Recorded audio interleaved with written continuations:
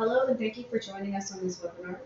My name is Kimberly Fowler. I am the Technical Assistance and Research Coordinator here at the National Council of Urban Indian Health, and I would like to present to you on the topic of project and time management. This training will cover some processes that I've learned and that I've read up on about time management in order to help you implement them into your workday. So Parkinson's Law says that work expands to fill the time available for us to complete it. And basically what this means is that if we give ourselves more time to complete a task, we will, for the most part, take the full amount of time and more that to complete that task when you could have completed it in less time. So for example, if you give yourself a month to, say, edit your resume, you may just perhaps procrastinate until the day before you set that deadline, which you could have edited your resume within one day. So just as with any other deadline, such as work or planning for a family vacation, we always want to think about what our deadlines are and what the time is we're using in order to complete it. So never setting a deadline usually lends to procrastination as well. So 3 of the big productivity killers that are out there, number 1 being procrastination. And procrastination is basically based on fear. So if you have a fear of completing a task or even starting a task, more than likely you're going to procrastinate and wait until the last minute to do it. And we usually procrastinate because we don't really break down the steps into workable pieces in order to get that task done. The second type of productivity killer is that of poor planning. We really must have a clear plan of action in order to accomplish steps in one setting. So in order to do that, you must have a deadline that has some type of end result or outcome that you're aiming to achieve. That way you can plan along the way the steps that you need to take to complete that task. And lastly, the third productivity killer is that of personal disorganization. Basically, this is what happens when you have a huge amount of time just wasted. You're not able to get anything done because you don't have an organized way of doing it. And this is usually linked to a lot of stress, which leads to more disorganization. So such as, not naming your files in a way that you would be able to find them on your computer. This disorganization might just lend you to wasting time just trying to find a document that you were working on later on. And as I was thinking about it, actually, lastly, I wanted to add one more, and that is indifference. Sometimes we're not able to plan or complete something because we just don't have an attachment or, it's not important to us, so we just put it off. And usually that comes into play when that task is for someone else. It's not directly related to what we need to do or what we need to get done or what we may even like to do. And so that indifference lends us to, slowing down on our productivity of our tasks that we need to accomplish. So in the end, time management is not always just about time. It's also about choices. And so the choices that you made in trying not to procrastinate and having good planning and remaining organized in your daily tasks.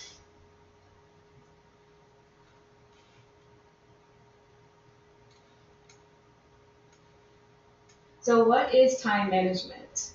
Time management is the analysis of how working hours are spent and the prioritization of tasks in order to maximize personal efficiency in the workplace. So when you think about this, it's really about what you're doing with the time given to you in order to complete the tasks that were given to you. So I want to talk to you a little about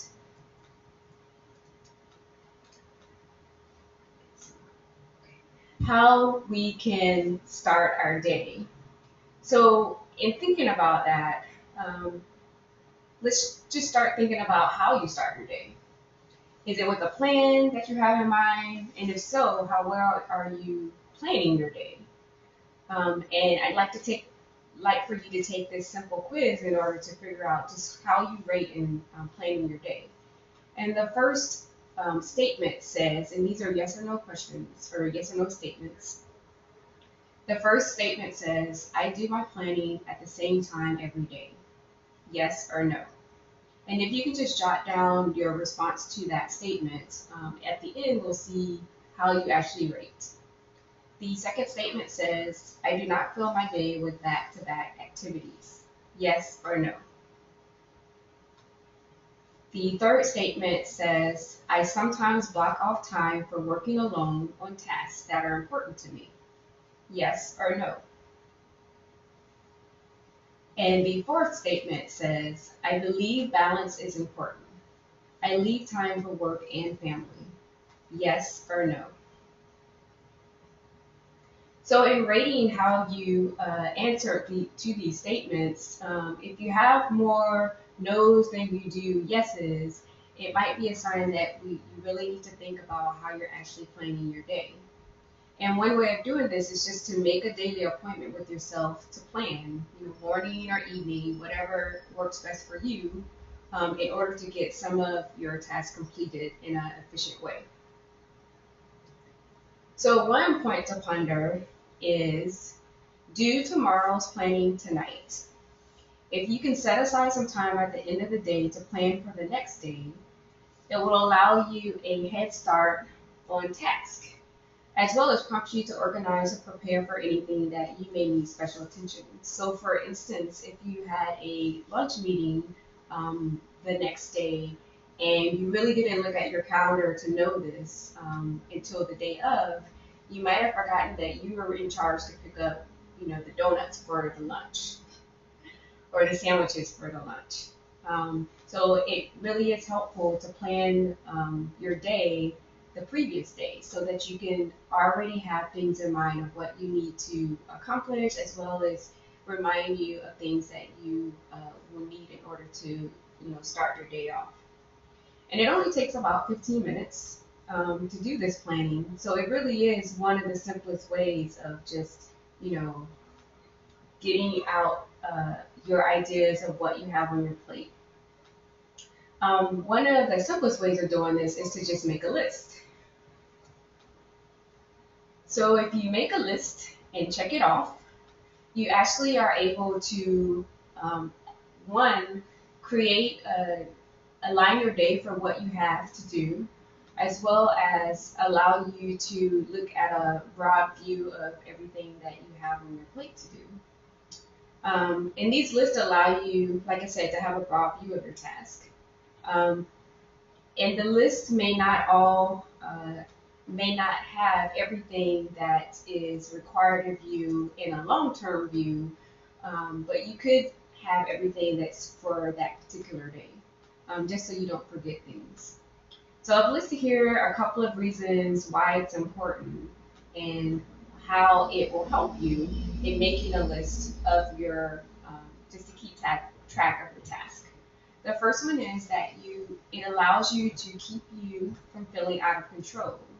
So you're not as anxious in figuring out that, oh no, I forgot to do X, Y, and Z, because you already have it on your list and you'll be able to recognize it in advance. It also helps to guide you through decision making, so you know that what is all on your plate, so you can actually decide when you would want to complete that task. Lists also help you to prioritize, and they also help you to jog your memory so that you can remember things that you need to do. Lists also provide an insightful overview of your day, and essentially it just makes your life easier. Lists also motivate you. So if you can check things off your list, you're actually motivated to keep going and maybe start on the next task that's on your list. And lastly, making a list and checking it off also helps you to reduce stress so that you're not overwhelmed and you're not anxious about tasks that you need to complete or tasks that you need to put in a certain order to complete, because you have it all written down in front of you. And also, one thing that I didn't mention is that in making these lists, it also helps you to create priorities. So it essentially gives you a plan of action of how to tackle your priorities. So another point to ponder is you should always put deadlines on tasks, projects, and goals. And having deadlines, you actually are able to pretty much get your ducks in a row and help you decide on how you want to tackle your task. So deadlines can be real or fake. A real deadline usually is influenced by some outside factor, such as your boss, and there's an actual date that that task is needed to be done. Whereas a fake deadline actually is sometimes arbitrary and doesn't really have a justifiable reason that you decided on that deadline. So your deadline really doesn't match, for instance, when you really needed to include certain things on your resume or to update your resume. You really didn't give yourself a set time in order to do that. Deadlines are decisions that you need to make with all of your tasks. And most deadlines will be prompted by, like I said, outside factors. And for those that aren't, we have to be sure to create a plan of completion for ourselves that have a justifiable reason. So some of the questions you can ask yourself to do this is to ask yourself, what will take the most time? What will take the least time? Which have the closest deadlines? Which have the biggest payoffs? And what can I delegate? And by answering those questions, you can more than likely determine what order your tasks need to be in order to meet all of your deadlines. Deadlines also allow you to put some type of urgency, if required, on your task. So if you don't clarify whether there's an urgency, you may spend your day putting out fires instead of actually completing your plan, because you're constantly, remembering that, oh, I have to do this, oh, I have to do that, and you're not really staying on task with to complete one project that you're on. You're constantly moving on to other things that you think about that didn't have a deadline or that needed a deadline. So what are some questions that you should ask yourself as well when someone gives you a deadline? So these questions may be such as, when do you need this by? Which task do you want me to complete first? Is it okay to push back the task I am working on now? Also, you could also ask that person, is there any room for flexibility if issues come up? Is it okay if I assign this to my staff when it's applicable that you can do so? And lastly, you could ask that person, have you made a time commitment to someone else? So these questions will allow you to understand what the urgency is for that task and allow you to set a justifiable deadline. So there are, that I could think of, 10 rules of time management. And so I'd just like to go through those right now, and so we can actually think about how to better our time in managing projects and in managing some of the tasks that we have on our plate. Just remembering that sometimes time management can be related to work as well as to personal events, such as dealing with your family, your pets, your dogs, your kids. And so one of these rules is know how you currently spend your time. So in that, you would definitely want to try to keep some type of log of what you're doing, say, for instance, for 2 or 3 days. And this could actually show you what areas of your day that you may need to make some type of adjustments to, so that you can make sure that you're actually being productive during that time. And it also allows you to see what projects you're spending the most time on, or what things you're doing that really aren't allowing you to progress in getting things done on your task list. Another rule is that you can identify your prime time and carry out the most important or difficult work at that time.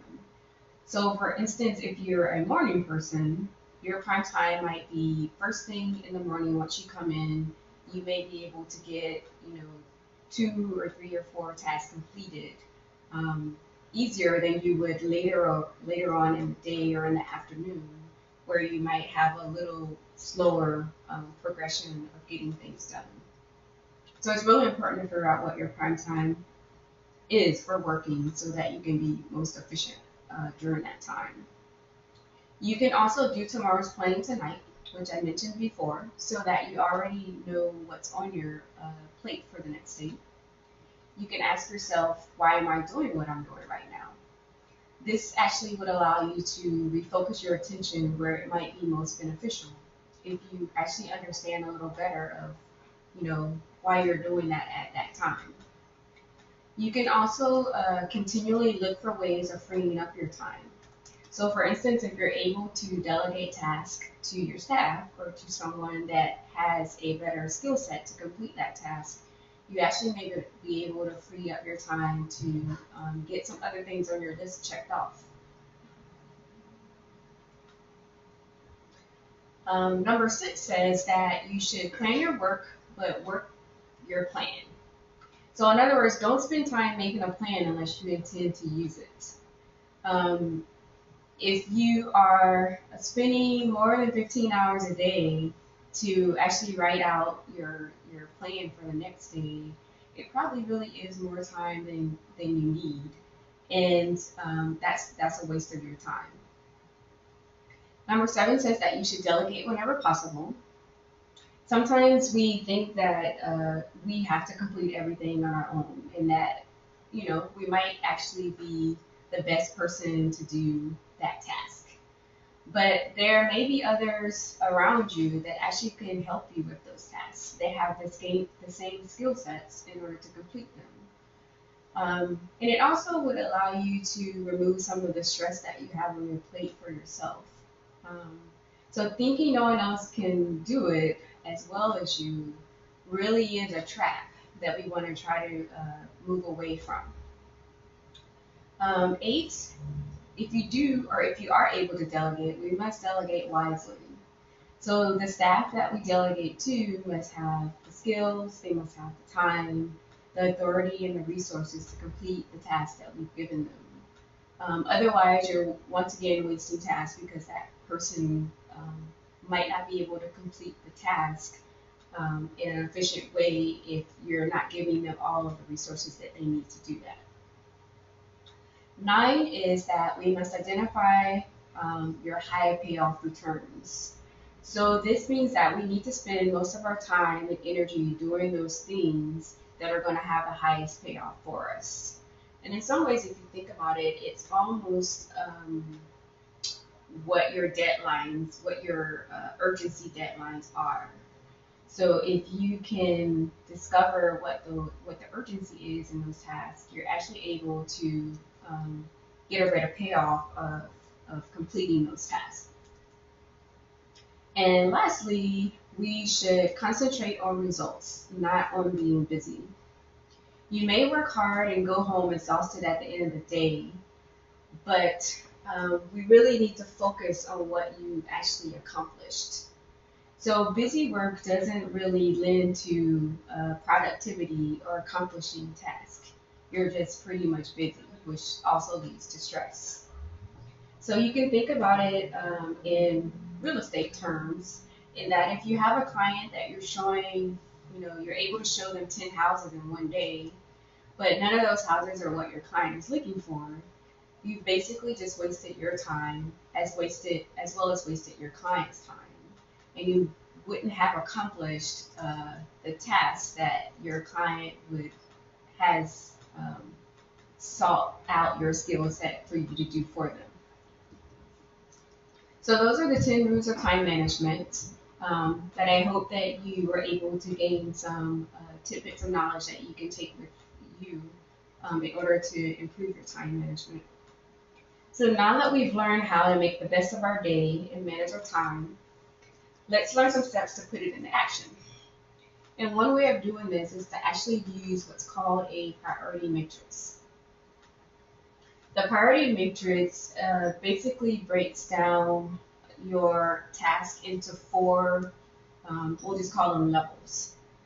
The first level is those things that are important and have a deadline, so they're actually very urgent. And I'll just go through all of the levels and then I'll explain each one. Priority matrix 2 is things that are important but not urgent. They may have a deadline, but that deadline isn't for, say, today. Priority matrix number 3 area is those things that are not important but urgent. So those things don't have a deadline, and they're not necessarily important to the task that you have on your plate to do. Things such as things that are required of you to do, but actually don't help you complete the task that you have for, say, a project. So, in other words, someone else is asking you for those tasks. And the fourth priority area is those things that are not important, as well as not being urgent. So basically, those things are very low on what you would even consider things that you need to do. So a list is not the only way to keep your tasks and projects organized, but you can also use this priority matrix tool, which helps you to figure out which activities in their order of importance, and also the priority to help you keep on task. Work should actually remain in priority number 2, so that you're not in an urgent state always. Priority number 2 are those things that are important, and they don't have a deadline that is, something that would cause you to have undue stress because it's due, it's 1 o'clock now and it's actually due at 2. That would actually more so fall into priority number 1. Priority number 1 is a more stressful situations, such as maybe your boss calls you and says, I need X, Y, and Z today or right now. That would be a priority 1 area. Priority number 3 would be someone else's priority, but not necessarily yours. So for me, I would say that priority 3 would be things that are necessary, like filling out timesheets, but they're definitely not urgent for me to get done. You should, like I mentioned before, you should definitely never have anything in priority number 4, as it really isn't needed in the end. And if you do have things in priority number 4, more than likely you could probably eliminate them from from being a priority for you, because you more than likely won't ever get to it. Or it may just be a future direction for you to do. There are different ways of writing out a priority matrix. You get listed as shown here in 4 different blocks on a piece of paper or in your task list. There's also some more fancy technology ways of using a priority matrix. There's actually an iPad app that's available through iTunes that you could use on your iPad to help you with listing out those priority areas. And as I said, you can just go to iTunes and search for priority matrix, and it should pop up for you.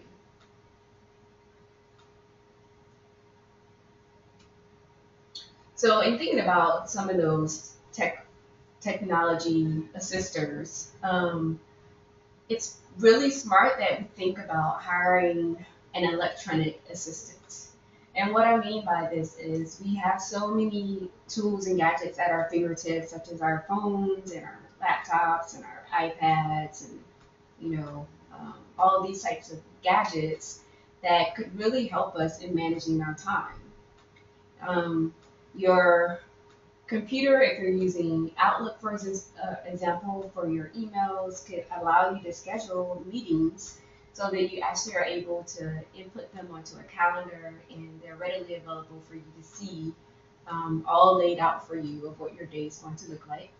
And with that, you can schedule reminders of when those meetings are. For instance, just giving yourself a 15-minute window reminder before a meeting starts. That would allow you to, kind of plan for that next 15-minute meeting. These electronic assistants, such as Outlook, would also help you to keep track of your tasks. So you can actually create a task list or a to-do list within Outlook that also is color-coded for your priority levels. So instead of using that priority matrix setup, you could use your to-do list and set a color coding for it. You can also set a color coding in your calendar for different projects or meetings that you're having so that it allows you at an easy glance to see that, okay, this is for project A, this meeting's for project A, this meeting's for project B. We should also take advantage of using the folders in our emails to help us organize emails as they come in. That way, we're able to, directly click on that folder that that this folder is from my boss, and so I'm able to see everything that she or he has sent to me. In doing that, also with your emails, you can create filters so that you will only view emails that you really need to see. So emails that may not be as important would be filtered into another folder that you could view during, say, for instance, a break time. It's also really good if you are able to set the preview mode on your email messages, which allows you to have a reading or a preview pane of what that email is about, so that you don't always have to, once the ding of an email comes in, you've got mail. You don't necessarily have to go in and read that email right at that moment. You may get a preview of what the email is about, and you can decide at that moment whether you need to read it. You can also apply rules to your emails so that it organizes it as it arrives, as well as create auto replies when you're away. And these auto replies will help you upon your return, so that that person has already been contacted to know that you weren't available to read your email. And also it allows them to know when you would be back to read the emails, which at that point they would then send an email again or contact you by phone once they know that you're back in the office. And you don't have to spend so much time really, going through your emails and saying that you weren't available at that time. You should always keep copies of your sent mail just for your records. This allows you to go back and see what you've written to someone in case you need to have that information available. You should also use an automatic signature. This automatic signature allows the person reading your emails to know how to directly contact you, especially if they are a new contact in your email address book. Always set recurring appointments so that if you know that on Tuesdays at 1 p.m. you always have a standing meeting, you should set it up as recurring so that you don't have to take the time to go back and add that to your calendar each week. Lastly, you should create 2 calendars. These 2 calendars could be related to work events as well as personal events. And in doing that, you're able to kind of filter out what you're seeing on your calendar, and also to set reminders for things that you may need to be aware of for both your work business as well as your personal business. And lastly, as I've mentioned, always make a to-do list. And that kind of falls back to the arena of your priority matrix. And some people may not like the idea of making lists, and so you can find your other ways of of being able to track what your tasks are in a way that works for you best. You know, it's always important to make sure that what you're doing works for you versus just doing it for the sake of doing it. Otherwise, you're once again wasting your time. So how can we implement some of these steps? One way is to think about handling each piece of paper once, and this includes email. So every time an email comes up, you basically have 3 decisions that you can make about it. The first one is to respond immediately, in which case you'll take the time at that time to go ahead and read your email and respond to whatever is being asked of you.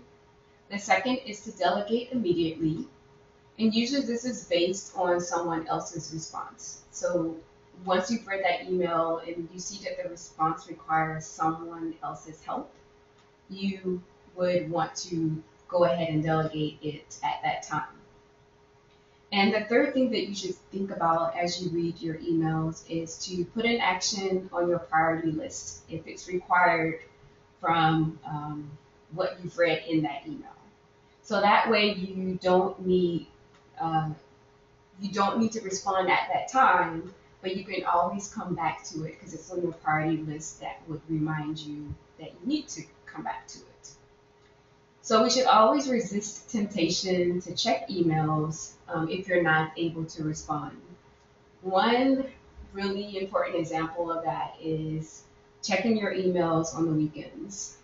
Some people may have a habit of checking emails on the weekend, but they really aren't able to respond at that time to those work emails.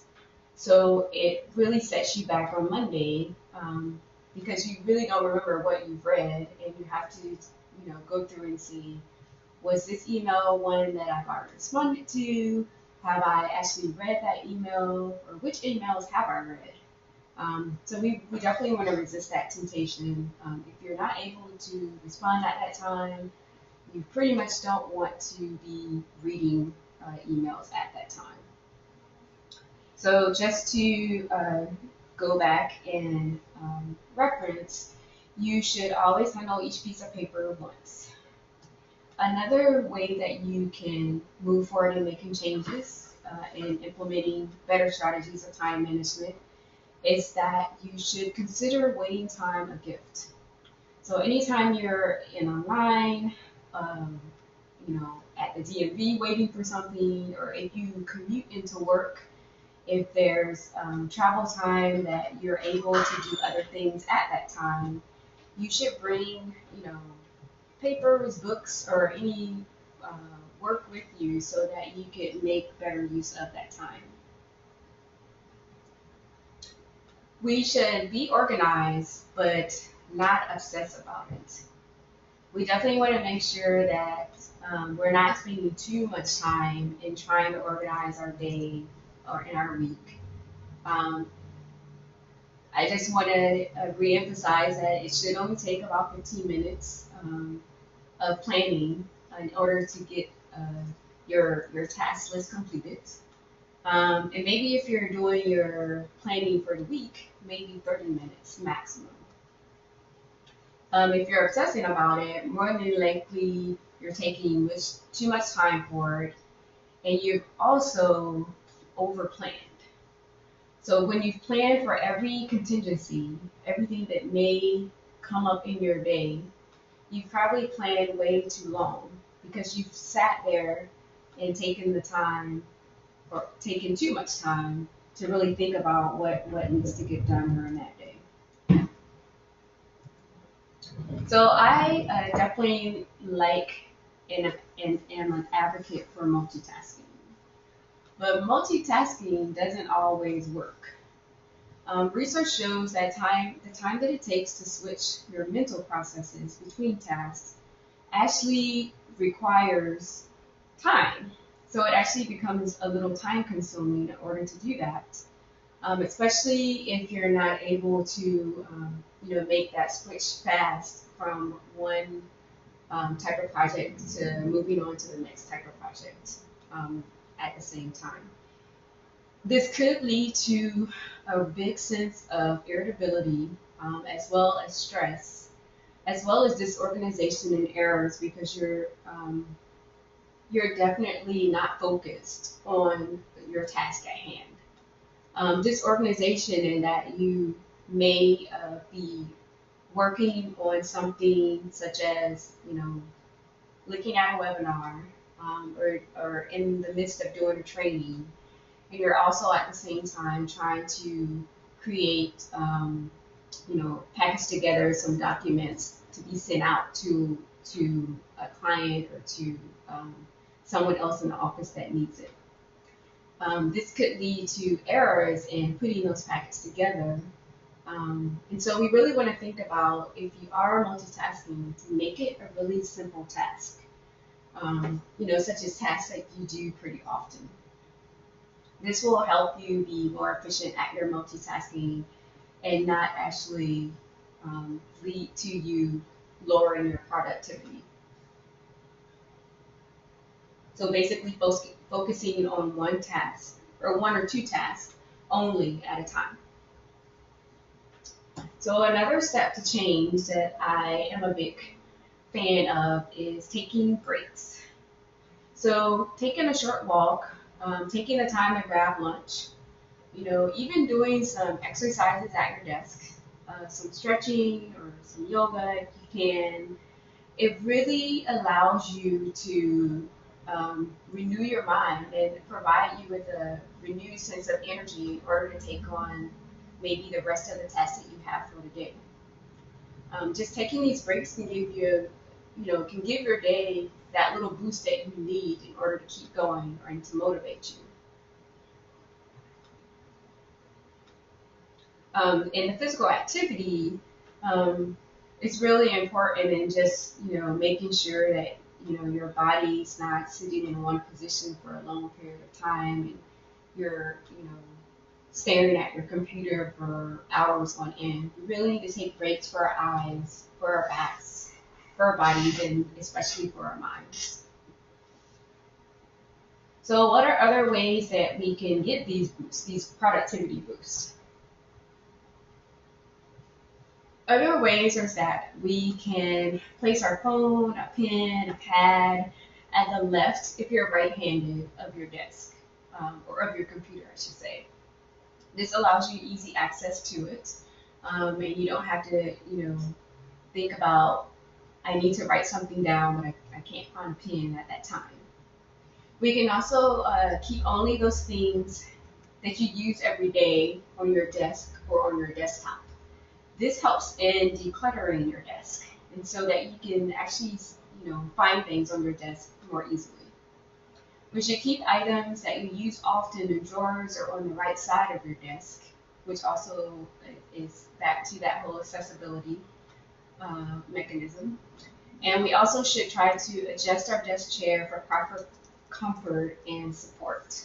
This helps with our backs over time and staring at your computer, perhaps not helping you to not slouch, which actually leads to you being a little bit tired at the end of the day or by the end of the day. If you need to improve the lighting in your workspace, you definitely should try to do that. And also use tray organizers for your desk drawers. This helps in your organization. We can also hang pictures or posters in our office or at our cubicle or wherever you work at, so that it lends itself to a calming peace around you. Another way to really create calmness in your workspace is to have plants around where you can see them. Plants basically calm you. You have a sense of calmness when you're looking at nature. One important thing in order to boost your productivity is to definitely stay away from social networking things such as Facebook and Twitter and other websites that are just time boosters. And lastly, we should try to declutter your computer's desktop. Sometimes we have a habit of creating files and just placing them on the desktop and not really putting them into folders. And so at the end of a month, you have 20 files on your desktop, And you may have named them in a way that you could find them and they're easily accessible, but really it's just cluttering up the space that you're looking at when you're working on your computer. So you definitely want to remove any old programs or old files that you don't use on a daily basis, or that you don't use all the time, so that you can have a little more organization on your desktop. Clearly naming those files and creating a folder system in your My Documents folder would also allow you to easily find those files, and you don't have to have them just sitting on your desktop itself. Another point to ponder: we should definitely try to be less accessible and try to unplug and ignore technology when we can. This is especially important when we have our cell phones on, and it could actually distract your coworkers from doing their own work, because they can hear it ringing because we didn't put it on silent, or we didn't turn it off as you should do. But definitely trying to unplug and be less accessible allows you to actually be more productive. If you're not constantly being pulled away from the task that you're trying to complete, you actually can get more things done. And lastly, you should definitely ask for help if you think you need it. Not asking for help actually causes you to waste more time, in that you're trying to figure out what I need to do, how I need to get this done, when if you could go back and ask for more clarification on the project that was given you, you could probably easily wrap that project up without taking more time to try to figure things out. So I'd like to talk a little bit about project management, and that time management and project management pretty much go hand in hand.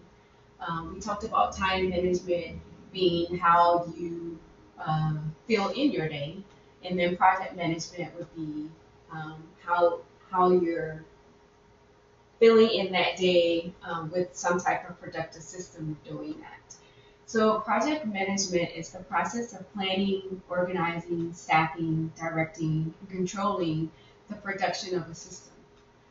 That system could be anything such as a certain project that you're working on at work. It could even be something that's unrelated to work, and how you are organizing, how you're getting the family out the door, to school, to work. You might have a process in place for doing that in the mornings. And then also in the work arena, it also involves how you're actually dealing with the staff that are on a project that you may be heading up, or that you may be leading. Directing who has what task, and keeping those that type of information in some type of organized fashions for yourself, so that you're always on top of everything. So some important project management skills that you may need to look into is that you should, before you start a project, it's important to identify an issue resolution plan. And in identifying that issue resolution plan, you've actually already determined what staff is doing what the deadlines are for those staff. You may be working with suppliers in your work setting, so determining who those suppliers are. And you also want to plan for any technical failures that may come into place while managing that project. Things such as, the loss of paperwork, or the loss of files because the computer shut down, or you weren't able to save things at a certain point during your work progress. Even things such as time, you can think about how you're going to resolve, maybe the lack of time. Like, you may have a deadline that is very short, that you need to figure out how you're going to get that project done in that small space of time, or that small window of time. And then to do this, you should look into creating some type of issues log. And essentially that could look like your priority matrix, or or some type of list that you created or spreadsheet that you've created in order to list out those things that are relevant for that project and the deadlines of when they are due. Now that you've already thought about, what are the specific tasks and products of that project. So overall, how do we put all these things into action? We've kind of discussed what we need to do in order to make sure that we're accomplishing better time management. We've talked about starting your day with a plan and making that plan the night before if you can, or the evening before you leave work. Making a list and checking it off. So, and asking yourself, what are those priorities for today? What are those priorities for the week? You can even look at long-term work priorities so that you have a general idea of what's coming up ahead, even a month or a couple months down the road that you need to plan for. This is especially important when you're thinking about if you have some type of big event for your job that you're putting on. You really need to take the steps to think more long-term about what those tasks are and what the steps are that you need to do to complete that task or that conference. We need to definitely make sure that we deal with interruptions that come about, but also make sure that you refocus after you deal with those interruptions. So that means that taking the time to, step aside and say, how can I fix what has occurred that's giving me a setback, but also making sure that once it's fixed, that we go back and try to quickly refocus on our task at hand. So I just like to give you an example of what a typical day schedule could look like in order to help you manage your time a little bit better. So coming in and starting your day, you want to add some time for preparation and planning. Remember that we more than likely have planned the day before, so this really shouldn't take too much time to just go over what we've already set up for that day, 15 minutes perhaps. You want to take some time to check your emails at the beginning of the day so that you can, if any other tasks may come up through reading those emails, you can already go ahead and address them. And then also looking at those emails to decide what needs to be delegated. And then the remainder of the morning could be just your time for completing your work projects and your meetings. So from 9:30 to noon, we're actually really focused on completing any projects or meetings that we have on our plate. You want to take time for lunch, definitely. That's more or less a break time that you need in order to regroup and refocus yourself. And then get right back into looking at your work and your projects that you may have. You can also probably slide in some time to check your emails again at this point. And then midday, or mid-afternoon I should say, maybe taking a 15-minute break. That 15-minute break will just allow you to stretch a little, to perhaps get a snack if you need it in order to get through the rest of your day. And lastly, the last 15 minutes of your day should be spent planning for your next day.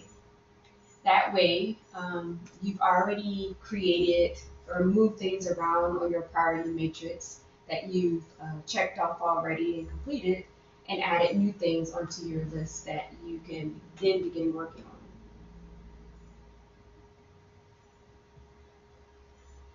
Most importantly, we want to make sure that we definitely add in those breaks and also make sure that we're planning for our next day. So with that, I like to say that there really are some small steps that you can take in order to improve your time management, and I hope that you were able to grab some of that information that I shared with you. And just remember that life is 10% of what happens to you and 90% of how you respond. So you definitely want to think about how you're organizing your day so that you can better respond to things that happen throughout the day. And remember, you can do it. all you have to do is take that time, that 15 minutes, to make sure that you're, getting yourself on task in order to move forward with completing the projects that you have on your plate. There are definitely some references that I would like to share with you, and they're listed here. One being the iTunes app that you can use for the priority matrix application that they've created. And then also, a lot of the information that I shared with you today came from a time management book as listed here. So with that, I'd like to thank you for your attention, and I hope that you gained some information that you can take away with you.